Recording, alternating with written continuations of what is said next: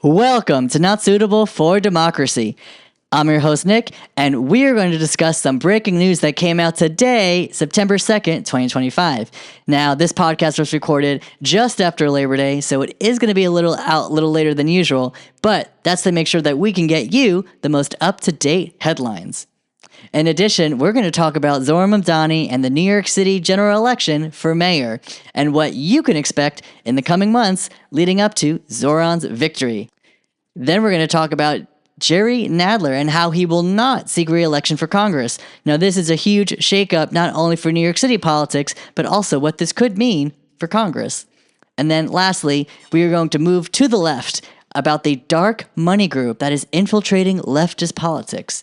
This has a big to-do with independent influencers and content creators all in the political sphere. But with that said, we're going to dive into what's going on, what this podcast, Not Suitable for Democracy, feels about everything. So, buckle up and let's begin. New York City is on its way to make history to elect Zohran Mamdani as our next mayor. Now, this is super exciting all around because not only did Zohran win with a decisive primary victory, but we know that he is on his way to win the general election in November. Now, that's because the New York Times has a ton of polls that have been released all across the summer after Zohran's primary victory, and lo and behold, Zohran is up over 10 points in almost all of the polls. Now, you'll see here that Zohran is hovering around 37% to 40%, which is great, right? Because even though it's not more than 50%, he's still being challenged by former Governor Cuomo, current Mayor Adams, Curtis Lewa. So these guys are just awful. They're just, those bags of dog doo-doo that you see, all over, right? Each one of them can have their name on it because they are not good candidates. All of them objectively bad between their messaging, between their platform, between their own records of corruption and scandal, right? Like, these guys are the reason people hate politics. It's so gross. Back to Zohran. He is on his way to make history. Now, breaking news right after Labor Day, right? It was released today on September 2nd that Mayor de Blasio will be endorsing Zohran Mamdani in the general election for mayor. Now, this is a huge slight to Andrew Cuomo, not like de Blasio would have ever endorsed Cuomo, but they were real adversaries during de Blasio's tenure as mayor. And a lot of the achievements that former Governor Cuomo would take credit for, right, actually came from de Blasio. And this is where people had probably learned so much confusion because both de Blasio and former Governor Cuomo would fight over who is responsible for the MTA. Every time there was a problem with the MTA, Cuomo would say it's de Blasio's fault, even though technically the Metropolitan Transportation Authority is under state control. New York City mayor is not in control of the MTA. That is the governor. So former Governor Cuomo was always in charge of the horrible incidents and breakdowns and just delays from the MTA. With that said, what can you expect to see from here on out?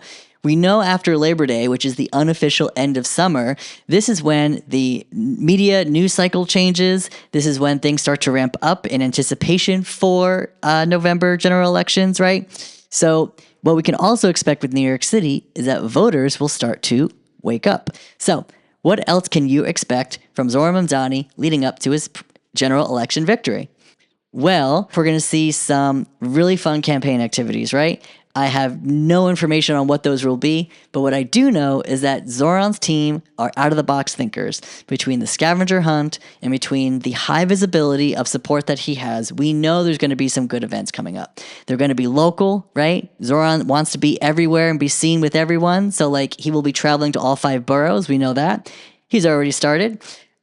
Also, what I would love to see, real talk, but I would love to see, putting this out in the world, maybe it'll happen, maybe it won't, but I would love to see a Fight the Oligarchy tour come to New York City in support of Zohran for New York City mayor, right? We get Bernie Sanders, AOC, we get some cool, leaders from around the country to come support Zohran, even here locally, right? We get some of the good, New York politicians who are progressive. Have them come into the fold and support Zohran, right? We can have that back at Queensbridge, right? When there were 27,000 people who showed up, right? I was one of them. Point being, though, is like, it was so great to have that grassroots energy when Bernie ran for president. So the fact that he could make that kind of pull back in 2020, or technically I think it was 2019 at the time, I would love to recreate that for Fight the Oligarchy tour for Zohran Mamdani heading into the general election, because that would crush Cuomo, Eric Adams, Curtis Lee Watt. None of them would be able to ever do that, no matter how many actors they tried paying. Just wouldn't happen, right? So I would love to see that happen. Also, speaking of endorsements, right? Forgot to mention this. So 2 high-profile endorsements. One, the Staten Island Democrats. Why is that important? Because the Staten Island Democrats originally endorsed Cuomo in the primary, and they have now turned the page and now switching their support, throwing it behind Zohran Mamdani. They know Zohran's vision is resonating with Staten Island Democrats, so lo and behold, they are a good team player supporting the Democratic nominee, and they are throwing their full support behind Zohran. In addition, Cuomo's constituency, when he came in second in the primary, also had a lot of support from the Bronx. Now, granted, the Bronx had lower turnout, but nonetheless, Bronx Democrats did support former Governor Cuomo. But alas, now that the general is underway, breaking news, the Bronx Democrats, as of September 2nd, had come out and endorsed Zohran Mamdani. So this is huge, seeing how the 2 Democratic, I don't want to say machines, but Democratic groups from Staten Island and the Bronx have actually turned the page on Cuomo and are now endorsing Zohran Mamdani, who rightfully won the Democratic nominee, and they rightfully are endorsing him. Anything to support Zohran's vision for the city, because we know it will greatly impact so many people's lives, because that's what makes politics so important in today's world. Thanks so much for tuning in to Not Suitable for Democracy. If you like what you hear and want to learn more, then make sure to subscribe to Not Suitable for Democracy on Apple Podcasts, Spotify, and YouTube. Or you can follow along on Instagram, and you can follow me at NSFD_pod. Now, let's get back to the show. Breaking news, Congressman Jerry Nadler has decided not to run for re-election for his seat to represent New York's 12th congressional district. Now, this is huge, not only for Congress, but New York City politics itself. This is a huge shakeup in terms of who will rise up the channels of power, but also what does this mean for New York City? So, first, the backstory, where Jerry Nadler has been representing New York in Congress for so long, okay? He started out as a state assembly member when he won his first election in 1976, okay? 1976, and he served from 77 to 92.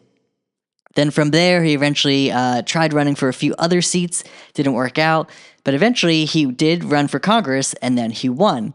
So at the time, he was running for he represented the 10th congressional district, okay?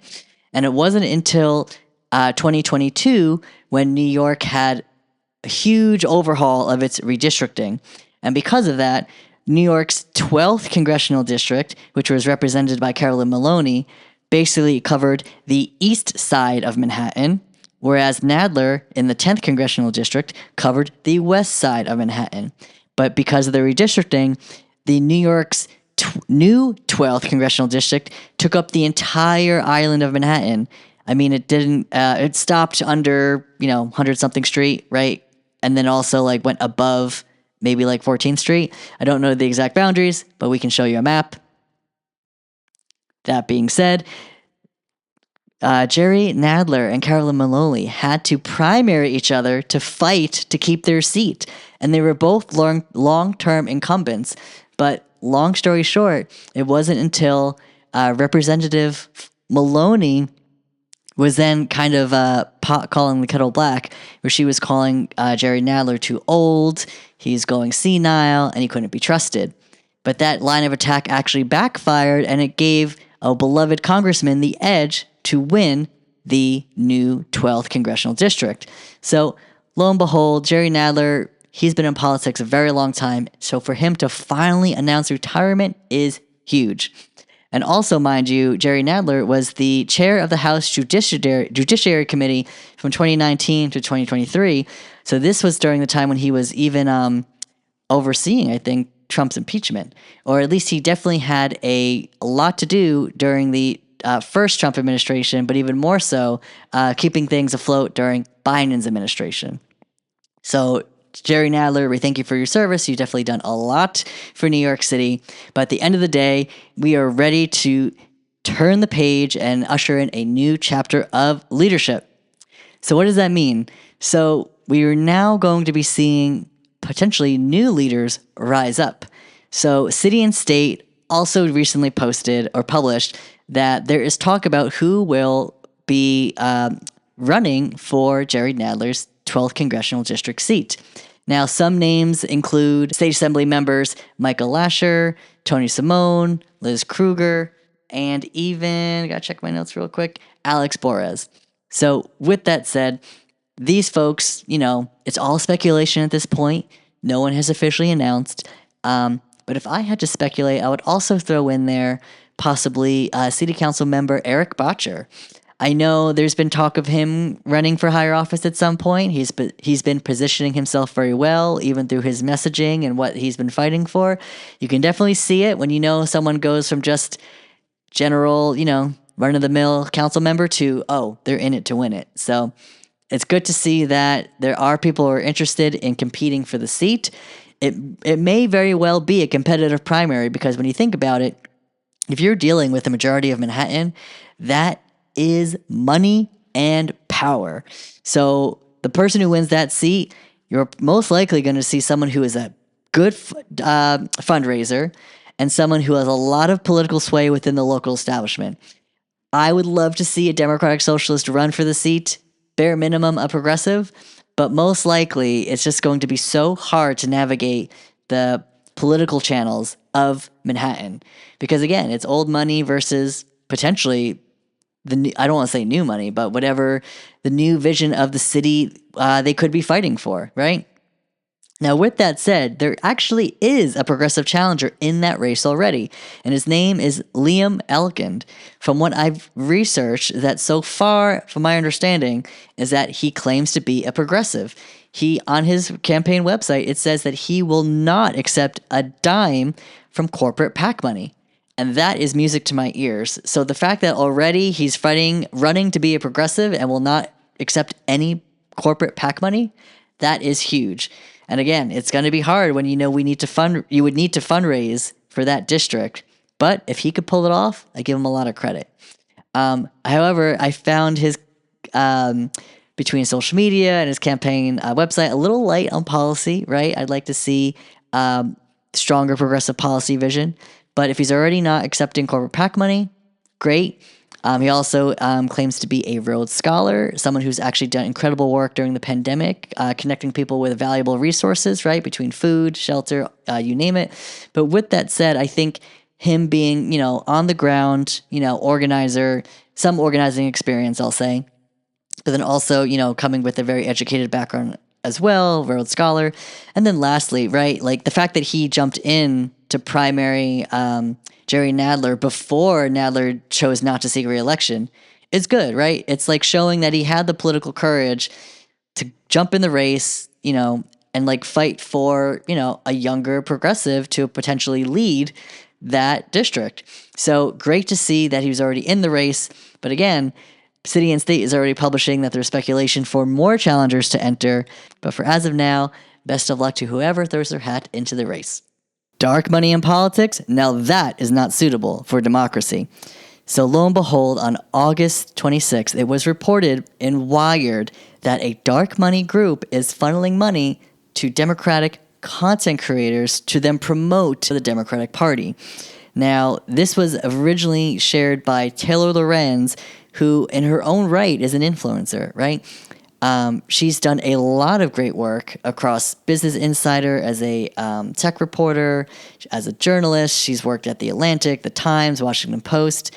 Okay, she has her very own record of media, journalism, transparency, right?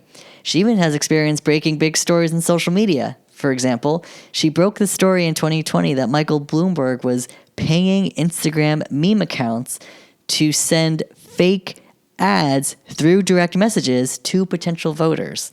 Okay? So Taylor Lorenz, I believe, does good work in the sense that she's definitely vetting her sources. She's definitely doing her due diligence when it comes to understanding the online space. But 3, the fact that she's holding her own in the political arena, like, good for her. I'll give her credit for that. So the Wired story was released that a dark money group called the 1630 Fund is funneling money into a content creator collective called Chorus. All right? So the money from the 1630 Fund gets funneled to Chorus, which then gets paid to content creators.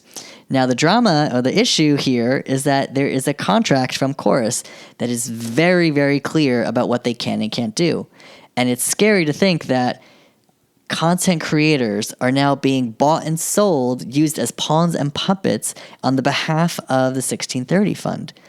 In the contract, not only would content creators make about $8,000 a month, that's nearly $100,000 a year, okay? They would not only be forbidden to talk about the existence of the program online or in person, but then if they break any of the rules of this contract based on what content they may or not be creating or based on how they market themselves online in terms of relation to the program, if they talk about this content creator program that Chorus is hosting, they could then be refused the money, right? And they'd be cut off and thrown out of the program. So it's pretty high stakes for what sounds like a great mission, right? Chorus has a mission where it was originally pitched by co-founder Brian Tyler Cohen. He's a Democratic liberal influencer in his own right. He calls himself progressive, but I think after this I question that. So the mission of Chorus was to create a collective where content creators could come together and expand their reach, create better content, and essentially, transform the digital space for the left. And that is a great mission. I would love to see the left, really take on the right online, because we know that we need more influencers, more content creators, and people speaking on behalf of the left to counter the right-wing narratives like white supremacy and the manosphere, right? We need to counter that with better messaging and better influencers. So I'm on board with the mission itself. However, I'm not on board with the way they're doing it. So again, 1630 Fund, dark money group, paying Chorus to then pay content creators to then talk about the Democratic Party in the way 1630 chooses. Now, what I don't like about this is that, well, actually, before I go into that, let's do some background, right? The 1630 Fund, they've been around since 2009, okay? So 1630 Fund, they came about at the rise of these dark money groups first forming. Now, for those who don't know, dark money is an informal term that pretty much means that the source of the money does not have to be disclosed. So we will have no idea where the money is coming from, who is funneling this money, and, where the money originally, whether it's coming from a corporate PAC, a billionaire, or what other entity, right? So unfortunately, we will never know that because, unfortunately, all laws are not made to be transparent. So dark money is where that comes from. So with that said, if we don't know where it's coming from, most likely it's not going to be good. Even if it's on the right or the left, right? It's not a left or right issue. Dark money is bad no matter what side it's from. So they've been around since 2009, right before the Supreme Court made the worst ruling in modern American history, which is Citizens United, which allowed super PACs to just funnel as much money as possible because money is equal speech to corporations and corporate entities. So unfortunately, that is the law of the land. So hence, more dark money has become rabid and has infiltrated our politics just exponentially ever since.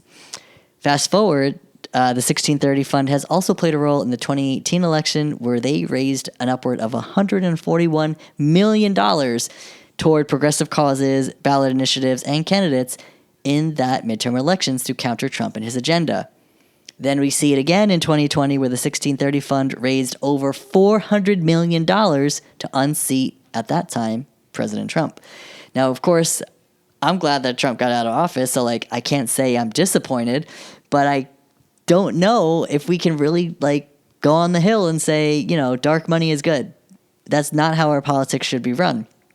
Sure, I like the result, but I don't like the means of how we got there, right? We should be having transparency and like we have an understanding of where the money is coming from and who is making these donations, because as we all know, the fact that when people donate to a political campaign, they want a return on their investment, whether that's through policy, through what gets promoted or not promoted, right? Passed or not passed, right? This can make or break how the world around us. So our world is so structured around that. It's systemic, and it's so hard to unravel that. So again, you got to support progressive candidates wherever you can. So back to the 1630 fund, right? 2018, 141 million. 2020, 400 million.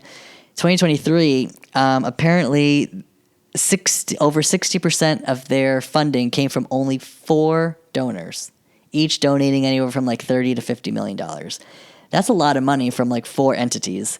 And of course, people are starving, people are unhoused, right? The fact that we have so much going on in this world, but people are like funneling it into all these dark money groups, it's such a shame, and we need to do better. So with all of that said, right, 1630 means business. So the fact that now they're using their money to pay influencers, right? Why do you think they would do that? And this is where my point of view comes in, where I appreciate the mission to embolden the left in the digital space, right? I think that's a good thing. But what I don't think is a good thing is this contract that's so control heavy, right? Like whoever wrote that contract has control issues, like to be so secretive, can't be transparent, right? Like they'll take away the money if you slip. Like this is not okay. The fact the contract exists, like, should have never happened in the first place. So I can't get behind this, right? As a progressive who wants money out of politics, this is the worst thing you can do by paying influencers, and I use quotes here, air quotes for influencers, to then use that money to then talk about very specific issues in a certain way that would sway an election. It's not good. And the thing that kills me is like these independent creators that are quote unquote independent creators who are taking that money. Well, you're not independent anymore, right? You're not independent if you're dependent on the 1630 fund's cash. Like, it's just not good for our democracy. It's not good for our politics. It's not good for the left. It's not good for the Democrats. Like, it's just so bad. And, like, I can't scream this from the mountain high enough because, like, the reason why it's bad is because it's not about fighting fire with fire. It's about fighting for a vision that transforms our world to a better place. If we don't want corruption in our world, then we shouldn't play into corruption. If we want transparency in our politics, then we shouldn't make moves that are not transparent. Like, if we want money out of politics, right? Don't be accepting money then to do political things. It's not okay. Like, sure, the $8K a month is great to pay the bills, right? In today's world, who would not turn down a contract for $8,000 if it meant, better housing, more food on the table, taking care of your kids and your loved ones, right? Like, we know human nature kicks in these moments, right? And, like, I don't fault them for that. Like, I'm sure they all want a better life and a better quality of life, which we're all entitled to. Like, we all are entitled to a dignified life in America, right? Unfortunately, our systems are not built that way, so we must keep fighting until we can make sure everyone has a dignified life. So until then, right, we need to call out the injustice. And if it's a politician taking money, it's really no different than an influencer taking money at this point, because even though they're not a publicly elected body or, entity or from a position of power in government, right, they are still feeding into that same system by telling folks like you who to vote for, who to not vote for, what to support, what not to, and what to do with your free time. So, like, it's all the same. It's all connected, right? And that's why it's just so disappointing to see these content creators take that money. I appreciate Taylor Lorenz. If you watch her YouTube video, I highly recommend it. It lays all of this out very well. It's 48 minutes long, but it's worth the entire watch. I read her article, and I watched the 48-minute video on this. She does a great job detailing everything. So a lot of your questions you may have now, she could probably answer. Because to be fair, like right now this is a Democratic issue, and one thing I don't like about the Wired article is that they really try to put a focus on progressive influencers. And it's like, no, they're not all of them are progressive. Like none of them are socially progressive, right? Like if they're a person of color or LGBTQ identifying, like automatically they're branded as progressive. But it's like, no, that doesn't make you progressive. Like I would consider progressive, someone who doesn't take money in exchange for political things. Like step one, right? Bare minimum. It makes me then question the intent of Taylor Lorenz, right? Where it's like, it's one thing to say these Democratic folks, because they're all Democrats, are supporting or taking this money with this contract, but also like to call them mostly progressive. I'm like, no, that's not necessarily true. They're not good progressives anyway, or like maybe progressive on one issue, but you know what I'm saying? So point being, I don't like that. I also wish that more of the content creators would create their own videos, not to defend their actions. Like I think most of them are defending their actions, being like, well, Taylor Lorenz takes money from her own fellowship program. And it's like, sure, I bet she is, but you know what? You're still doing the work. You're still accepting that money. And the fact that you signed a contract, like, that's on you. That's on you, bruh, right? Like, in addition, let's look at the timeline, right? Now, why do you think I'm bringing this up at the timeline? Remember, from the beginning, Harris ran for office. Content creators supported her campaign. December 2024, after she lost, Chorus was launched, using some of those same content creators. Then in January, only a month later, the first event Chorus did, was a content creator run forum for the DNC chair candidates.